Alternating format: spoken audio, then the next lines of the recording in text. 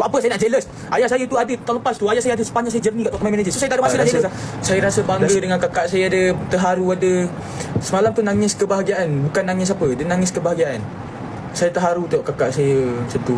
Dia ada confident untuk nyanyi depan stage.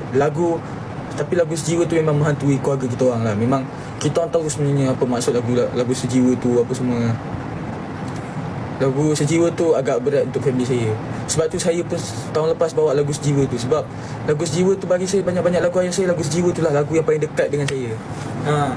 Dan kakak saya pun sama. Bila tengok kakak saya dengan ayah saya satu stage, dia macam tengah tengok macam ibarat, tahu lah, dia macam memang, saya pun tak tahu macam mana explain. Tapi memang itu saya rasa bangga dengan sangat happy lah. Lepas tu ada orang komen, Aman nangis tu sebab jealous ke Ameng tak nyanyi atas pentas sama-sama? Tahun lepas ayah saya jadi manager lah. Buat apa saya nak jealous? Ayah saya tu ada tahun lepas tu, ayah saya ada sepanjang saya journey kat Top Manager. So saya tak ada masa nak jealous lah. Last year tengok Amar, sekarang tengok Asifa. Ya, tahun lepas kakak saya tengok saya, tahun ni saya tengok dia.